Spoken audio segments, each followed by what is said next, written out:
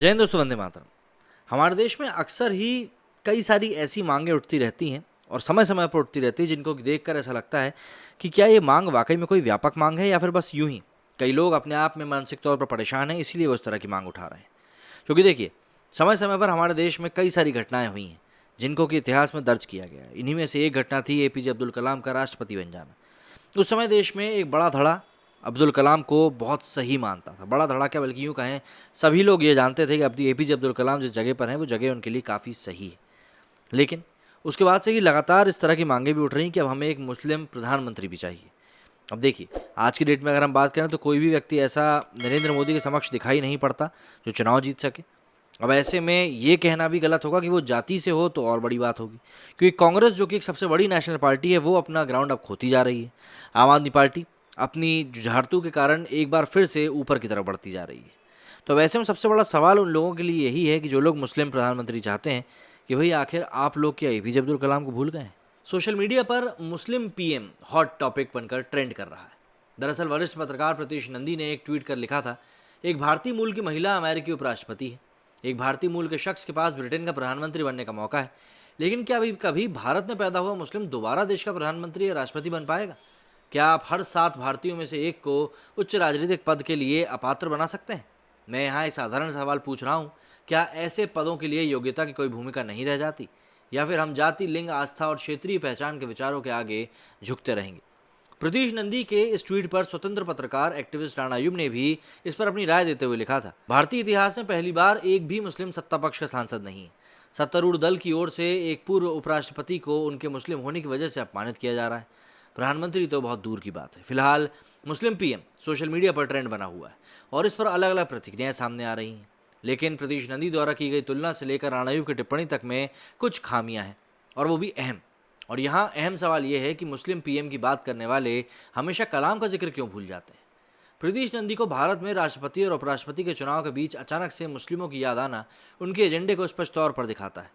दरअसल बीते कुछ सालों में, या यूँ कहें कि नरेंद्र मोदी के प्रधानमंत्री बनने के बाद से ही भारत में मुस्लिम समुदाय के बीच सुरक्षा की भावना को बढ़ाने के लिए काम लगातार किया जा रहा है। एआईएमआईएम के चीफ असदुद्दीन ओवैसी जैसे नेताओं से लेकर राणा अयूब जैसी एक्टिविस्ट छोटी सी घटना में भी मुस्लिम विरोधी एंगल खोजकर भारतीय मुसलमानों में इस सुरक्षा की भावना को और ज़्यादा मजबूत करने में लगे। जबकि भारत में ही एपीजे अब्दुल कलाम जैसे राष्ट्रपति भी हुए हैं जो कि लोकप्रियता के मामले में हिंदुओं के साथ मुस्लिमों के लिए भी प्रेरणा थे। लेकिन मुस्लिमों के ध्रुवीकरण का एजेंडा चलाने वालों के लिए कलाम का जिक्र करना दुष्प्रभावी हो जाएगा। आसान शब्दों में कहा जाए तो इनका एजेंडा ही फेल हो जाएगा। लेकिन जो ये तुलना हो रही है अमेरिका ब्रिटेन से, वो क्यों गलत है? इस बात में कोई दो राय नहीं कि प्रतीश नंदी ने एक अहम सवाल उठाया है। लेकिन प्रतीश नंदी अपनी बात में इस चीज़ का जिक्र करना भूल गए कि अमेरिका और ब्रिटेन जैसे देशों में अल्पसंख्यक मंत्रालय जैसी कोई व्यवस्था नहीं होती। इतना ही नहीं, अमेरिका और ब्रिटेन में धर्म के आधार पर अल्पसंख्यकों को किसी तरह के विशेषाधिकार भी नहीं दिए जाते हैं। आसान शब्दों में कहा जाए तो लोकतंत्र में किसी भी शख्स को अपनी योग्यता के जरिए सर्वोच्च पद पर पहुंचने का मौका दिया जाता है, ना कि मुस्लिम होने की वजह से राष्ट्रपति या प्रधानमंत्री जैसे पदों पर बैठाने की मांग करी जाती है। ठीक वैसे अब जी एपीजे अब्दुल कलाम एक गरीब परिवार से आने वाले मुस्लिम थे, लेकिन कलाम अपनी योग्यता के दम पर राष्ट्रपति पद पर पहुंचे और कांग्रेस तक ने उनका समर्थन किया था। भारत एक लोकतांत्रिक देश है और प्रधानमंत्री जैसा पद जनता की ओर से चुने गए सांसदों की राय से होता है। हालांकि राष्ट्रपति पद के लिए ऐसी कोई बाध्यता नहीं है, लेकिन यहाँ भी सांसदों और विधायकों के वोटों से ही जीत हार होती है। भारत के लिहाज से देखा जाए तो इन दोनों ही पदों पर सत्तारूढ़ दल का कब्जा रहता है। वैसे अल्पसंख्यक मुस्लिम समुदाय के अलावा भारत में सिख, बौद्ध, पारसी, जैन और ईसाई भी इसी श्रेणी में आते हैं। क्या मुस्लिम समुदाय से इतर इन अल्पसंख्यक समुदायों के लोगों को राष्ट्रपति या फिर प्रधानमंत्री जैसे उच्च राजनीतिक पदों पर जाने का मौका नहीं मिलना चाहिए? खैर, अगर प्रतीश नंदी सचमुच में समानता की बात कर रहे होते तो वे अन्य अल्पसंख्यकों की भी बात करते, ना कि केवल मुसलमानों की। भारत में अब तक 3 मुस्लिम राष्ट्रपति हो चुके हैं, लेकिन बौद्ध, पारसी, जैन या ईसाई क्यों नहीं बने? इस पर सवाल क्यों नहीं किया जाता?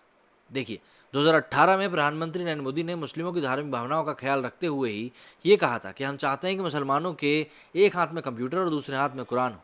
लेकिन इस बयान के 4 साल गुजर जाने के बाद भी मुस्लिम समुदाय के एक वर्ग में शायद ही कोई बदलाव देखने को मिला। जबकि इसके उलट इस्लामिक कट्टरता बढ़ने के साथ भारत को इस्लामिक राष्ट्र बनाए जाने का विजन जरूर सामने आया है। यहाँ तक कि एपीजे अब्दुल कलाम को राष्ट्रपति बनाए जाने पर कई कट्टरपंथियों ने मुस्लिम मानने से ही इनकार कर दिया था। वैसे पीएफआई जैसे कट्टरपंथी संगठन मुस्लिमों में हिंदुओं के प्रति नफरत का जहर भर रहे हैं।